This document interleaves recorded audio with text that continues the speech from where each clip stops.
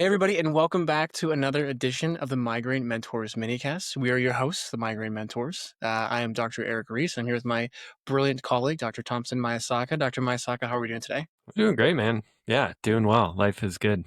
How are you? How's life in new dad land? It's good. We're learning a lot.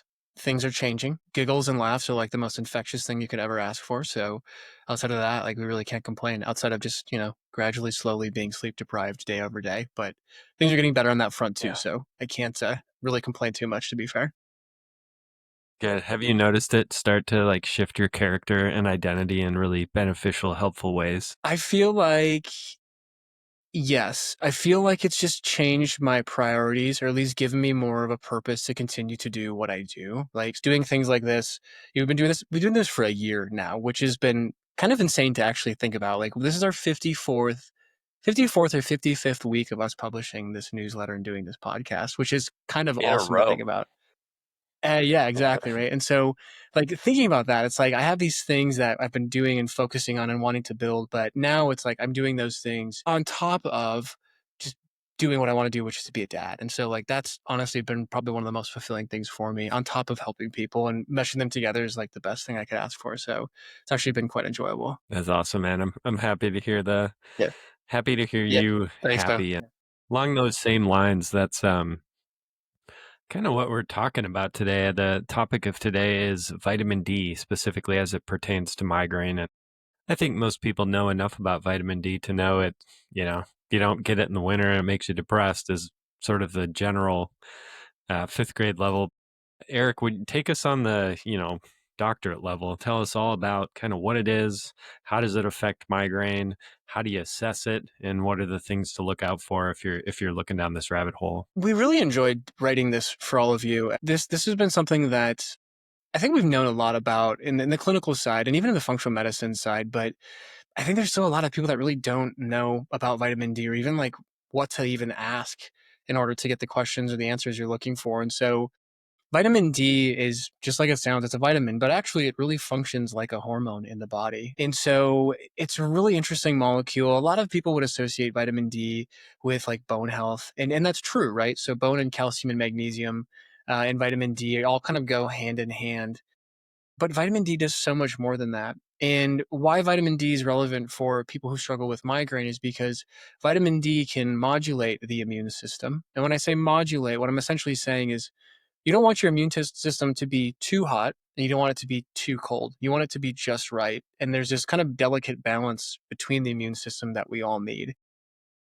So, it's a modulator from a standpoint. It can allow you to stay within specific ranges and buffers for immune function, which is a big deal. Vitamin D also has anti-inflammatory properties, which is really interesting. We know from some of the studies that we referenced in the newsletter, but also some of the research that we did outside of this, vitamin D can modulate CGRP. Well, if you've listened to any of our content or seen any of our content in the past, CGRP is a really important inflammatory molecule. And some of you listening to this may currently be taking CGRP antagonists, which are molecules that essentially promote inflammation, and the medication you're taking essentially stops those molecules from being released. So it's a really powerful thing. So vitamin D just has all these vast hormonal outcomes and benefits that can help a lot of people. And clinically, Dr. Maesaka and I have given vitamin D to a lot of our patients. And so, why do we do that? What are the protocols doing that? I think that's something important for us to cover. So, Thompson, back to you. Like, when you're looking at a patient or you're looking at labs, when you want to give somebody vitamin D, like one, why is it important to run labs on patients?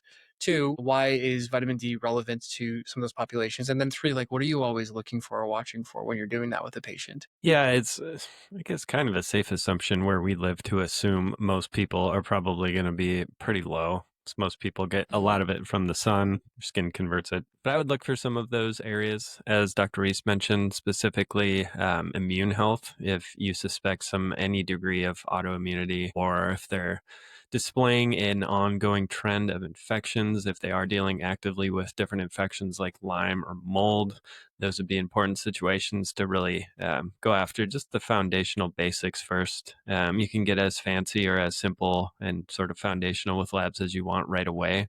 I prefer to kind of cover the foundational bases first before you try and get really exotic with, ordering expensive tests. I think that's just better for the patient. Mhm. And just gives you a good idea of, okay, have you at least met the minimum criteria for your body to be able to do what it needs to do? Mood disorders as well. I mean, kind of mentioned it earlier, but if someone is dealing with, we deal with not just migraine. Migraine typically comes with a lot of, emotional components to it. So anxiety, depression, things of that nature, just making sure the body has the building blocks and the chemicals it needs to make serotonin and dopamine and oxytocin and all the things that make you feel warm and fuzzy inside and not cold and dead like February in Minnesota. It's like most of us feel we're just like complete zombies by the time it's just so dark and cold all the time. That I would just say So from bad. about January to April in Minnesota, just take as much as you can safely. So, if they cross over into any of those different buckets, immune related, emotional related, I will always at least ask, are you supplementing it? I'd be curious too, Eric, because I've heard you mention it before. Sometimes it's not as easy as, your vitamins D low, you should just take a lot of vitamin D and it should go up. Sometimes it's a little bit more complex of figuring out how the vitamins are actually delivered and absorbed and if they're able to clear them and all that. So can you touch on that in terms of how it's not as simple as just, oh, I'm low on D, I should just take a pill? Well, I think you mentioned it and brought it up, but like I think labs are super important. And if you're curious about what your vitamin D status, the best part about that is that you can just run a lab panel and you can check your status, right? Vitamin D is a fat soluble vitamin. We store it in our fat cells. So I can just test and say, hey, here's your levels, here's your range, here's where you should be. We can dose you appropriately. So I think that that's one important factor. I think the other thing too is you're right, vitamin D by itself, is important, but there's cofactors with it. We know that vitamin D is often given in supplements with K2.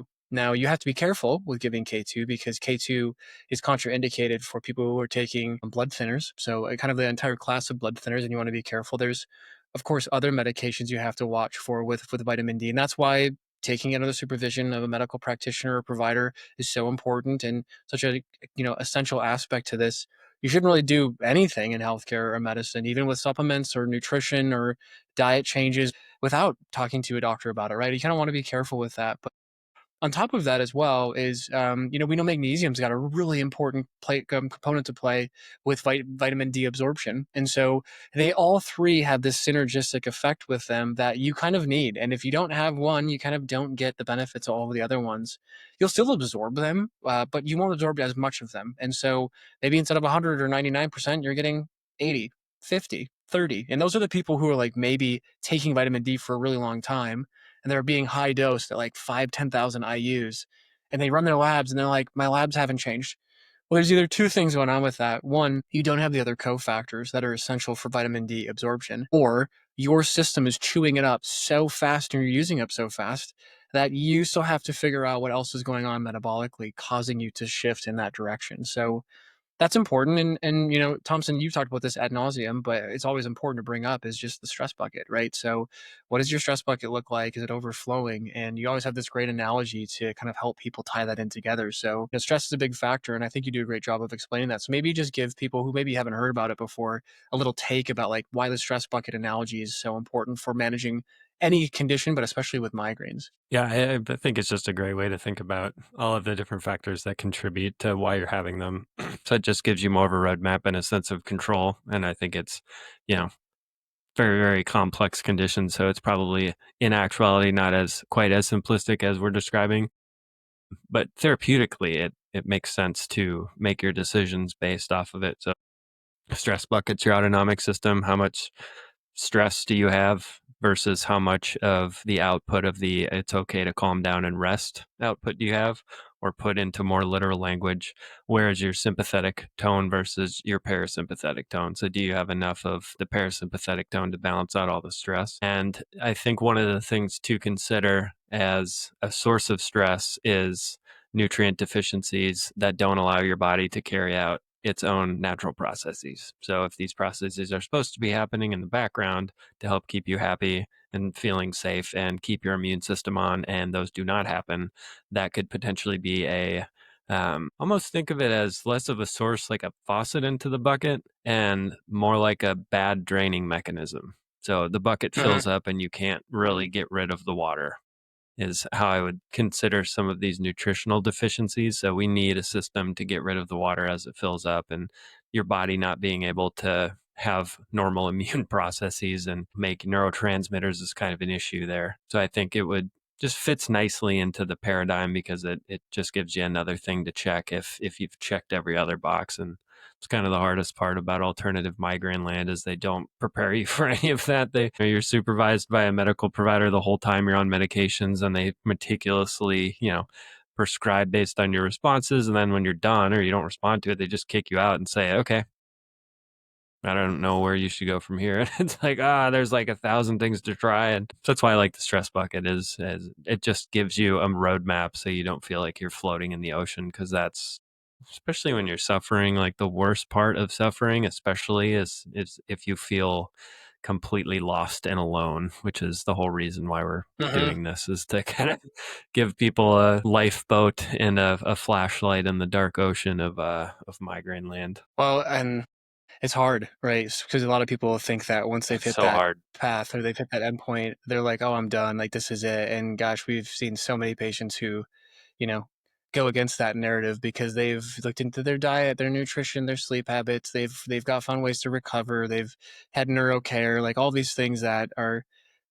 well known and well documented. And there's a lot of research there. It's just not always put into clinical practice. So yeah, I mean, I think that that's a huge point. I think it's a great point for us to end us on as well too, is just know thyself. And then more importantly too, find somebody who's actually going to like dig deep and like uncover some of these hidden gems for you. I mean, there's a lot of great content, literature, research out there. And it's the whole reason why we're doing what we're doing at the Migraine Mentors is to give you education, information, and research. And our clinical experience from the last 20 plus years collectively of just bringing this to the forefront to say, listen, here's what we've done with patients.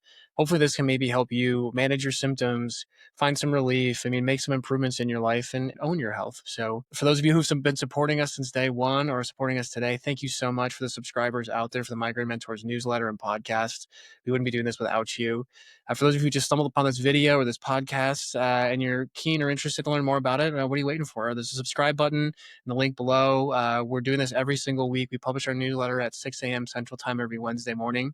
And we're doing this every week because we care about it and we care about this community and these people. And we want more people to be able to find relief for their crippling migraine symptoms. So thank you for joining us. We'll see you again at next week's episode and have an awesome rest of your time.